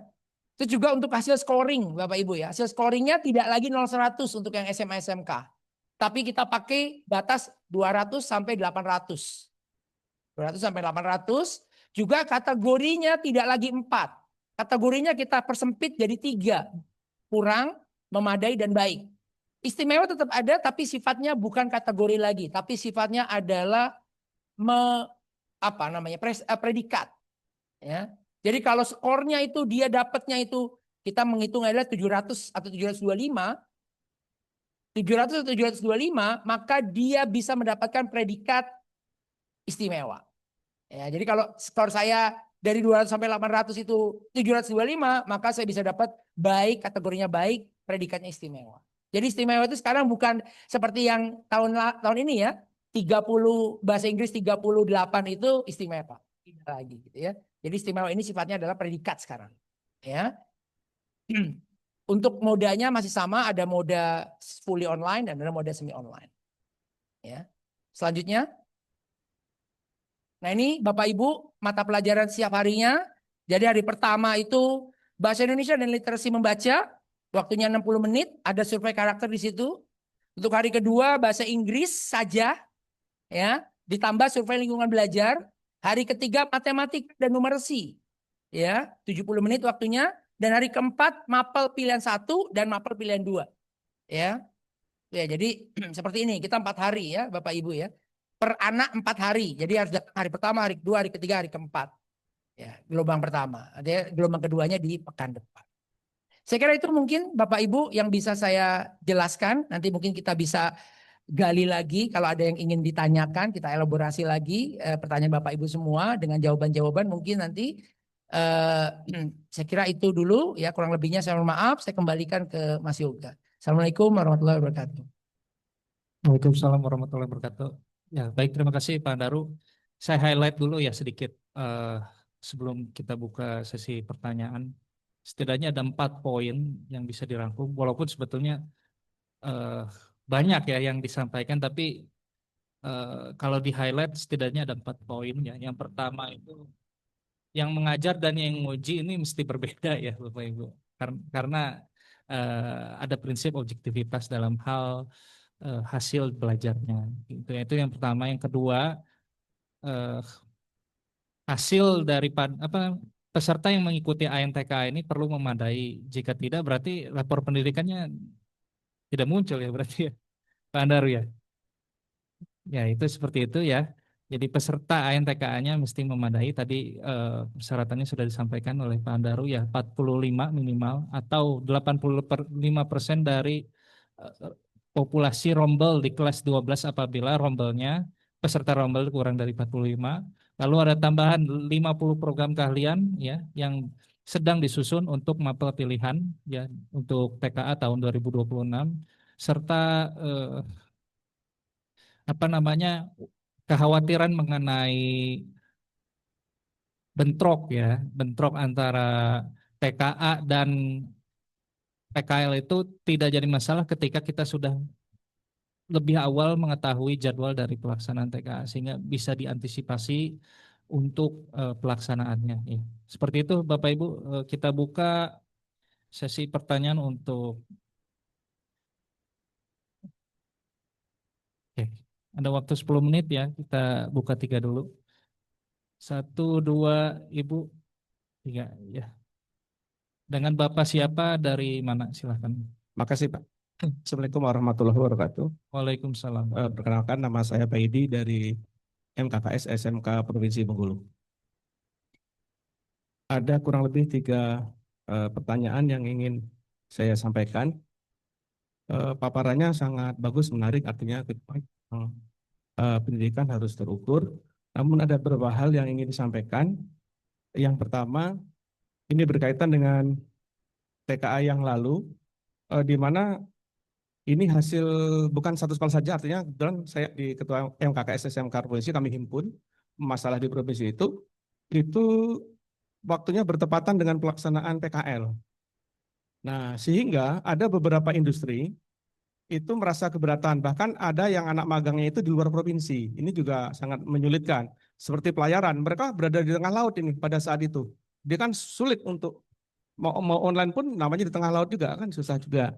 Nah, kemudian di industri yang seperti industri besar ya, seperti Mitsubishi, Toyota dan lain-lain itu, mereka berharap kiranya dalam pelaksanaan itu tidak diganggu dengan kegiatan dipanggil ke sekolah, karena anak-anak yang bagus oleh industri itu mereka diberikan proyek ini berkaitan dengan konsumen. Nah, kalau sudah berkaitan dengan konsumen, perusahaan ini pasti berpikir profit oriented kan seperti itu.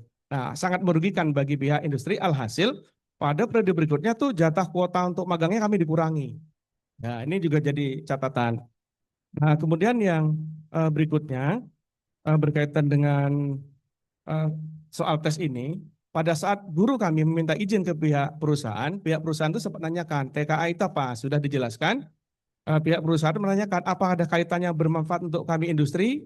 Itu sudah dijelaskan, namun di beberapa GM dari perusahaan itu ada yang menyatakan, oh ini nggak terlalu berdampak, kecuali kalau hasil TA itu bisa mendukung kinerja yang dibutuhkan perusahaan. Karena apa? Karena SMK itu kan targetnya kan BUMD ya, tamatan itu dia diharapkan bekerja, berwirausaha atau melanjutkan, ataupun ada yang melanjutkan berwirausaha.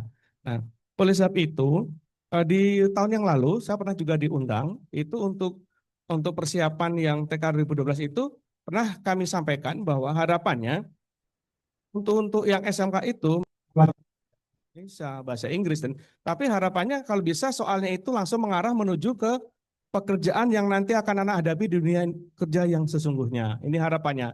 Sebab kalau anak-anak SMK itu diberikan materi yang sifatnya umum, otomatis mereka akan kewalahan. Beda dengan anak SMA. Kalau anak SMA bagus mereka secara teori. Ya, mau diberikan soal materi seperti apapun mereka oke jawab. Tapi kalau anak SMK susah, apalagi SMK itu ada 10 bidang kalian dan kurang lebih 50 program konsentrasi kalian. Jadi kalau dibuat soalnya nanti tidak spesifik, ini akan menyulitkan dan alhasil dan saya pernah juga di sela-sela itu kami coba uji petik ya dengan beberapa anak. Ternyata dengan kalimat soal yang panjang ini mengganggu konsentrasi peserta didik, mengganggu peserta ujian. Ya, malah ada yang menyampaikan tuh Pak, kami ini menjawab makalah ya Pak. Oh bukan, itu soal. Karena saking panjangnya naskah itu. Nah, oleh sebab itu kami mengharapkan sekali, mohon nanti ke tim yang membidangi ini kiranya untuk khusus SMK, harapannya soal-soal itu tolong disesuaikan lah dengan yang dibutuhkan mereka supaya membekali mereka masuk ke dunia industri. Terakhir yang ketiga Pak, ini hasil kami pemantauan selama pelaksanaan yang lalu, ternyata aplikasi yang digunakan itu tidak support untuk di beberapa komputer. Mohon maaf karena di daerah komputernya itu ya masih banyak komputer yang lama gitu ya. Kalau di kota-kota besar mungkin nggak masalah ya, komputernya sudah canggih-canggih semua. Tapi kami di daerah itu komputernya masih ada yang terlama, terkadang sinyal pun terkadang dapat, hilang, belum lagi listrik yang kayak lampu disko, hidup, mati ini juga sangat mempengaruhi. Ya, oleh sebab itu harapannya nanti kalau bisa aplikasi ini dibuat yang kira-kira dia kompatibel lah untuk semua jenis komputer sehingga tidak mengganggu karena pengalaman kemarin begitu anak sudah terjadi beberapa kali mati, ini juga mengganggu konsentrasi akhirnya anak asal-asal jawab saja akhirnya. Ini yang kami amati. Lalu yang berikutnya, aplikasinya itu sangat rentang terblokir oleh antivirus. Ini juga kalau gurunya mengerjakan tidak masalah, tapi bagi anak misalnya dari anak jurusan boga disuruh ngerjakan, dia kan kemampuan IT-nya nggak begitu bagus-bagus sama tuh. Jadi melihat itu jadi masalah juga. Ya ini juga mengganggu penyelesaiannya. Kemudian membutuhkan waktu yang cukup lama untuk login kemarin. Ini juga mengganggu. Terkadang ada anak komputernya cepat, tapi ada anak yang lama sehingga anak yang lama ini udah merasa udahlah untuk apa saya lanjutkan. Nah, ada juga yang seperti itu. Nah yang berikutnya eh, ada aplikasi itu di beberapa komputer nggak tahu, tim teknisi IT kami juga nggak tahu, itu menutup sendiri aplikasinya itu. Menutup sendiri, kemudian hidup lagi, menyambung lagi. Sehingga ini juga mengganggu konsentrasi anak dalam pengerjaan soal tes itu. Demikian yang dapat sampaikan. Terima kasih. Assalamualaikum warahmatullahi wabarakatuh. Waalaikumsalam. Ini karena pertanyaannya beranak langsung dijawab aja ya. Monggo Pak Daru. Iya. Terima kasih Pak Berry ya betul ya.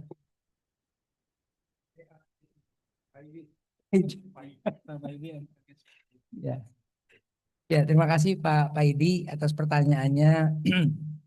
Ada 3 pertanyaan terkait yang pertama terkait dengan PKL Pak. Yang pertama mitigasi kita ini juga permintaan dari Bapak Ibu Kepala Sekolah juga bahwa untuk yang pelaksanaan di tahun ini kalau bisa dari jauh-jauh hari. Jadi makanya kan kita sudah menginformasikan bahwa jadwalnya itu ini udah dari awal bulan, bahkan kita sudah terbitkan itu di bulan Februari lalu bahwa jadwal pelaksanaan untuk TKA di jenjang SMA SMK itu di Oktober akhir dan November awal untuk bisa diketahui. Akhirnya kalaupun nanti mereka melakukan PKL, mereka sudah berpikir tuh bahwa saya harus menyiapkan muridnya di mana gitu ya ketika di tanggal itu. Itu yang pertama, mitigasi pertama. Mitigasi kedua adalah kita memberikan juga ruang untuk susulan bagi anak-anak yang PKL. Jadi kalau di jadwal kami itu susulan tuh di tanggal 16-19 November gelombang 1 atau 23 sampai 26 November di gelombang 2. Ini juga bagian dari mitigasi kami untuk menyiapkan lagi untuk siswa-siswanya. Kalau tadi misalnya lagi posisi lagi di kapal misalnya seperti itu, maka berpikir ya di waktu-waktu ini kalau bisa disesuaikan dan lain sebagainya. Ini silakan disesuaikan. Jadi kita sudah ada jauh-jauh hari. Itu juga apabila tidak bisa melaksanakan karena kondisi-kondisi tertentu, itu juga bisa melaksanakan dalam kondisi khusus. Maksudnya kondisi khusus apa? Jadi kalau seandainya ada anak-anak PKL, itu tidak bisa keluar dari kerja di kantor, misalnya seperti itu, di lapangan misalnya, tapi mereka bisa mengerjakan tidak ke sekolah. Mereka bisa mengerjakan dari kantornya yang mereka PKL-kan. Ya, dengan cara apa? Tapi harus menggunakan 2 device. Satu device-nya menggunakan Zoom yang kita awasi dari pusat, satunya lagi menggunakan komputer yang dia kerjakan. Ya, jadi kita sudah memberikan itu, memberikan keleluasan itu, ya. Dan juga tidak perlu kembali anak-anak yang PKL, dia bisa menumpang di satuan pendidikan di daerah dia tempat dia PKL. Kalaupun tidak dia bisa keluar ya, bisa keluar dari perusahaan, tapi dia mau tes, dia bisa ikut di satuan pendidikan lain. Dan itu sudah kita berikan caranya gitu, agar supaya anak-anak bisa tetap TKA. Terkait dengan anak-anak yang PKL. Jadi sudah kita berikan ya beberapa untuk anak-anak PKL. Nah, kalau dikaitannya dengan manfaat ya, manfaat dari ini akan berdampak langsung terhadap perusahaan ya. Sebenarnya memang kalau perusahaan itu kan orientasinya adalah orientasi profit ya. Orientasinya pasti anak-anak rugi kalau seandainya meninggalkan ruangannya gitu ya. Tapi sebenarnya ini adalah sebenarnya dibutuhkan oleh anaknya sendiri. Harapannya masuk dalam portofolio anaknya. Ya, kalau dia punya nilai bagus misalnya di matematikanya, ini kan akan terus melekat gitu ya terhadap anak-anaknya. Jadi sebenarnya ini yang diperkuat itu adalah ini untuk anak-anak kami di sekolah. Jadi mohon untuk bisa kiranya misalnya TKA. Ya tadi dengan cara tadi bisa dari perusahaannya juga minta waktu saja sekitar 2 jam tadi ya. Setiap hari 2 jam misalnya. Waktu-waktunya sekitar hampir 2 jam, sekitar 100 menit ya. Kurang lebih 1 hari 100 menit dia mencoba dengan menggunakan komputernya. Ya. Untuk mata pelajaran Bapak Ibu, untuk matematika secara CP masih sama. Ya. Tapi konteksnya untuk tahun ini kita ubah matematikanya. Jadi tergantung apa nyebutnya jurusan apa? Kalau SMK itu bidang kalian. Jadi kalau misalnya seandainya teknik, ya saya nyebut gitu ya. Ada 3 kan biasanya ya. Teknik itu matematikanya dikhususkan untuk teknik. Jadi kembali seperti UN dulu ya. Ujian nasional kan dulu kayak gitu ya. Teknik, jadi matematikanya khusus untuk anak teknik. Untuk anak yang pariwisata, perhotelan itu untuk matematikanya Seperti itu. Kalau anak-anak yang akuntansi gitu ya, ekonomi, ya otomatis dia akan dapat soal matematikanya yang seperti itu. Beda ketika tahun lalu, tahun 2025, tahun 2025 semua disamakan. Matematikanya sama. Nah, kalau bahasa Indonesia, bahasa Inggris saya kira itu umum ya. Itu saya kira itu umum dan terkait dengan teks, ya ini memang kesempatan kita melatih anak-anak, apalagi kalau nanti udah di dunia kerja gitu ya, mereka kan harus membaca petunjuk-petunjuk teknis yang tidak sedikit gitu ya. Dan kalau membuka buku-buku CB, Bapak Ibu buka ya buku-buku textbook gitu ya. Sekarang itu kan bacanya cukup banyak ya. Coba ya kalau dibaca, kalau saya patokannya karena saya bukan guru ya, saya nggak pernah mengajar dan saya tidak pernah membuka buku-bukunya, saya cuma patokannya adalah dari CB, buku-buku di CB itu SMK kalau ngeliat bacaannya cukup banyak juga gitu ya, panjang-panjang juga. Kalau diukur dengan panjangnya paragraf yang dimiliki oleh tes kita itu nggak jauh beda seperti itu. Jadi mirip gitu ya untuk bacaannya kalau tadi ditanya bacaannya. Jadi itu Bapak terkait dengan matematika kita bedakan sesuai dengan bidang keahliannya sesuaikan. Terus yang terakhir terkait dengan aplikasi. Ya, memang kalau udah bicara aplikasi ini konteksnya adalah tergantung di mana. Ya, agak kita harus membuat aplikasi membeda-bedakan gitu ya, bahasanya kayak gitu ya. Tapi kita berusaha untuk membuat aplikasi seminimal mungkin requirement yang kita berikan. Kalau requirement Bapak baca, itu kan cukup rendah banget untuk requirement-nya. Ya. Yang penting bisa internet saja sudah bisa aplikasinya. Nah, cuman memang permasalahannya adalah masalah jaringan, masalah listrik, masalah kabel. Ini kan yang perlu diperlihatkan. Saya nggak tahu ya. Mungkin karena ini udah sekolah banyak yang belum tidak lagi menggunakan kabel-kabelnya untuk dipakai untuk komputer secara masif gitu ya. Kalau ketika UN dulu masih, sekarang setelah itu sudah 5 tahun gitu ya tidak dipakai, mungkin saja sudah mulai kabel-kabelnya udah mulai getas gitu ya. Itu yang menyebabkan tadi yang Bapak tanya loginya ada yang lambat, ada yang cepat. Itu ada kemungkinan di jaringannya. Ini makanya agak kompleks kalau mau menyelesaikan terkait dengan kondisi-kondisi lapangan ini harus datang terjun langsung, melihat langsung, mengecek langsung dan lain sebagainya. Jadi ini agak susah gitu ya. Cuman yang menjadi patokan adalah gini Bapak Ibu. Kalau udah bicara tes, kita mengukur yang ada di sekolah sebelahnya. Kalau sekolah sebelahnya itu mengalami hal yang sama, itu atau di daerah itu mengalami hal yang sama, itu kemungkinan masalahnya ada di pusat. Seperti itu. Tapi kalau terjadinya hanya lokal di sekolah tersebut, apalagi cuma 1-2 komputer, itu kemungkinan komputernya yang mungkin kena virus dan sebagainya. Nah, terkait dengan virus tadi, Bapak Ibu, sebenarnya virus ini kenapa ini rentan terhadap, sebenarnya bukan rentan terhadap virus. Aplikasi ini dianggap sebagai virus. Bukan rentan terhadap virus, salah. Aplikasi ini dianggap virus. Kenapa? Karena kita menaruh ya keamanannya yang kita high level. Maksudnya high level itu apa? Jadi benar-benar ini karena Bapak Ibu, ini anak SMK ya. Ini luar biasa kreatifnya anak-anak SMK. Anak-anak SMK. Kenapa? Setiap kali aplikasi kita luncurkan, besok ada kabar. Bocor. Aplikasinya bisa diretas. Aplikasinya lemah ini. Aplikasinya ada celah. Ada ini dan lain sebagainya. Anak-anak SMK luar biasa kreatifnya. Oleh karena itu kita nggak mau pusing. Udahlah kita pasang saja high security terhadap aplikasi kita. Inilah yang menyebabkan apapun antivirusnya pasti akan menganggap aplikasi kita sebagai virus. Ya kita mohon maaf banget gitu ya. Karena kalau kita lemahkan dikit dianggap tidak virus, apa yang terjadi? Ya luar biasa anak-anak SMK ini luar biasa, mereka itu hebat-hebat banget gitu ya. Jadi ya ini yang terjadi. Makanya kita membuat dia aplikasi itu ya otomatis kalau udah high security pastinya low kenyamanan gitu ya. Jadinya kenyamanannya jadi cukup rendah gitu ya. Jadi hal-hal ini yang perlu diketahui oleh Bapak Ibu semua terkait dengan aplikasi. Jadi intinya Pak, untuk aplikasi memang agak sulit kita mendudukkan apa yang harus kita lakukan. Ini kita duduk bersama karena banyak sekali permasalahan. Kalau saya menduganya di jaringannya. Kalau saya menduganya ya Pak, dari kondisi-kondisi Bapak di jaringannya mungkin ada kabel yang sudah usang atau mungkin switch-nya. Nah, switch ini Bapak Ibu, kalau kita bicara teknologi, switch ini menarik sebenarnya. Dia itu tidak kuat kalau jaring tegangannya itu turun naik.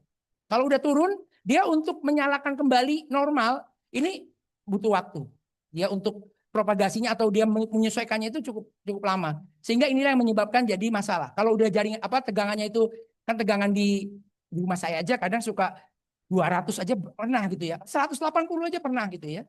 Bukan 220, 180. Nah, itu yang menyebabkan switch itu kalau udah drop aja dia langsung mati. Kayak seakan-akan mati, hidupnya untuk bisa stabilnya itu butuh waktu.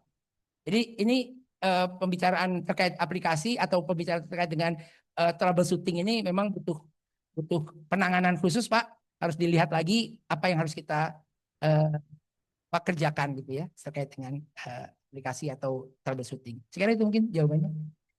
Ya, makasih Pak Dul. Tadinya kita ingin buka sesi pertanyaan yang eh, tambahan ya, tapi waktunya agak mepet ya Bapak Ibu. Jadi cukup satu pertanyaan dan Tambahan dikit ya, Pak.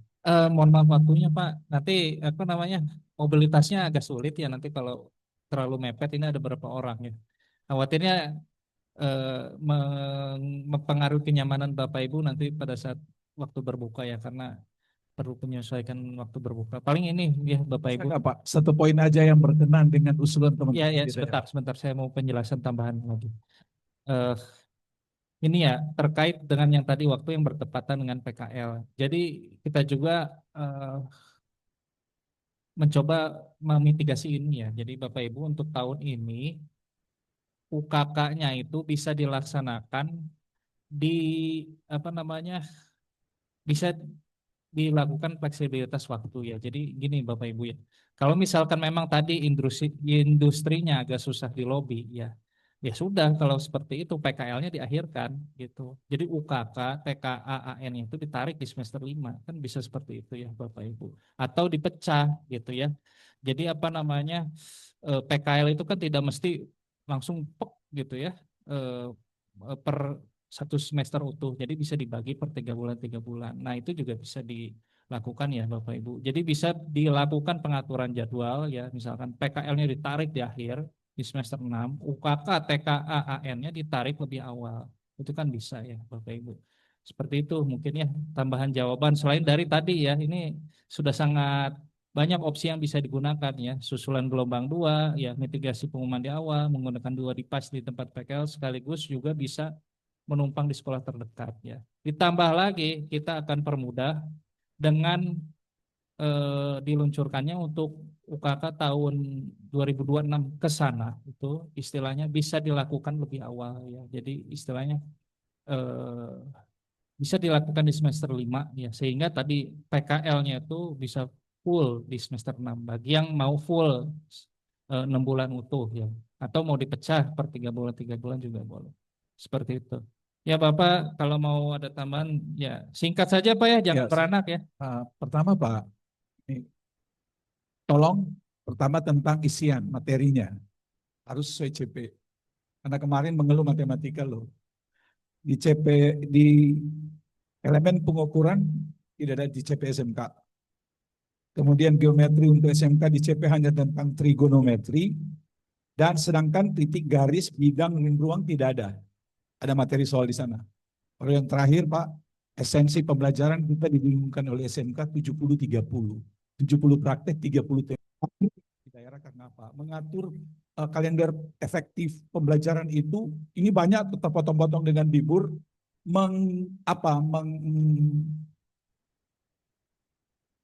efektifkan anak di pembelajaran yang berorientasi sekarang harus kami kepala sekolah bingungnya katanya gini. Kita harus mulai menskenariokan pembelajaran berorientasi TKA. Iya, jadi itu tolong dipikirkan rata-rata kemampuan akademik anak SMK itu kita lihat di kelas 30% yang kemampuan akademik hebat. Yang lain 70% itu ya paling ya kinestika lebih hebat di praktek. Mungkin itu aja, terima kasih. Oke, makasih Bapak.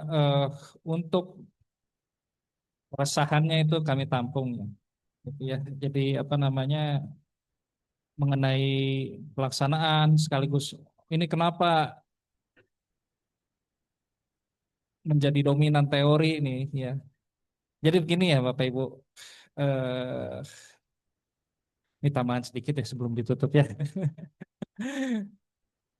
eh, apa namanya, tadi kan kekhawatiran Bapak ini mengenai kenapa sih SMK ini ditarik ke teori lagi gitu ya, bukannya praktek. Jadi begini Bapak Ibu, kami juga membaca hasil riset ya, hasil risetnya mengenai tadi apa namanya, who will win in the long run gitu ya. Siapa yang akan menang dalam jangka panjang? Apakah yang tadi ya, yang spesialisasi dalam jangka waktu pendek gitu, ataukah tadi orang yang eh, memiliki kekuatan dalam aspek metakognitif ya Bapak Ibu. Jadi dalam jangka panjang orang yang dalam jangka pendek memang orang yang memiliki spesialisasi kompetensi yang spesifik itu bisa menang dalam jangka pendek. Sederhananya gini Bapak Ibu, ya tadi apa namanya misalkan anak TKR gitu ya, jago banget di pemesinan, di kelistrikan, di sasis gitu ya, diterima misalkan di Astra Cikarang langsung 2 kali UMR. Itu bisa cepat ya gitu ya, lulus SMK dapat 2 kali UMR. Tapi dalam jangka panjang siapa yang akan jadi bosnya di Astra itu? Apakah yang tadi yang jago pemesinan, kelistrikan dan sasis gitu ya anak SMK, ataukah memang seseorang yang memang secara kemampuan metakognitif itu baik ya. Jadi memang untuk return on investment dalam jangka pendek, memang orang yang punya spesialisasi kompetensi spesifik itu akan cepat dapat uangnya. Tapi dalam jangka panjang ya, untuk pertumbuhan ekonomi itu perlu orang yang memiliki kemampuan metakognitif Bapak Ibu. Jadi kita tidak ingin menjadi nation of workers saja gitu ya. Tapi dalam jangka panjang bagaimana agar anak-anak ini yang memiliki growth mindset, bertumbuh gitu ya. Lalu tadi memiliki kemampuan metakognitif. Lalu hasil riset lain juga kita membaca ya, Bapak Ibu. Bagaimana dengan adanya AI ini, apakah itu akan mempengaruhi produktivitas dalam pekerjaan atau tidak? Nah, ternyata ada 2 sampling ya di situ. Yang pertama, berpengaruh Bapak Ibu kepada karyawan yang memiliki kemampuan yang baik ya. Sedangkan apa namanya karyawan yang tidak memiliki kemampuan metakognitif yang baik itu tidak terlalu berpengaruh terhadap peningkatan produktivitas gitu ya. Jadi ini ya Bapak Ibu yang ingin kita tengahkan. Kita tidak ingin hanya sekedar jangka pendek, anak SMK kerja tok beres gitu. Tapi dalam jangka panjang kita ingin agar anak-anak SMK ini setelah lulus ya mungkin 1, 2, 5 tahun oke lah kerja nukang segala macam. Tapi dalam jangka panjang kita ingin agar kontribusi terhadap perekonomiannya bisa lebih baik ya. Gitu ya. Didukung melalui tadi hasil-hasil riset mengenai spesialis versus generalis. Kemudian juga apa namanya riset mengenai apa namanya apakah AI ini berpengaruh terhadap kreativitas dan pertumbuhan kinerja perusahaan. Itu udah ada hasil risetnya. Makanya kita bukan ingin menarik tadi apa namanya anak SMK itu kok malah jadi teori lagi. Justru yaitu kita ingin agar praktek yang sudah ada yang sudah kuat saat ini diperkuat dengan teori yang ada ya sehingga tadi apa dalam jangka panjang kita tidak mencetak generasi tukang ya Bapak Ibu. Kita ingin agar tadi ya kontribusi terhadap perekonomian itu bisa lebih baik. Seperti itu ya Bapak Ibu untuk penjelasannya dan ya ini sudah pukul 6 ya. Eh, ucapkan terima kasih dan aplaus untuk Pak Andaro. Ya untuk sesi pada hari ini ditutup ya. Malam ada lagi nggak? Nggak ada ya. Jadi malam Bapak Ibu bisa break dulu, mulai kembali kapan nih? Besok jam 8 ya. Besok jam 8 atau mungkin detailnya mau ada pengumuman lagi nggak? Ruangan atau mau ada breakout room segala macam?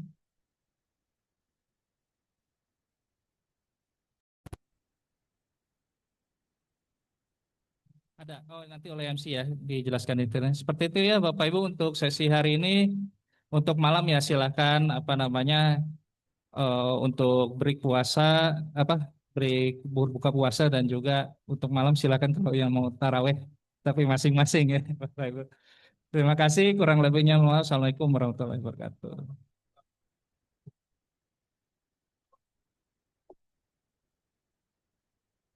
Terima kasih kepada narasumber atas pemaparan materinya.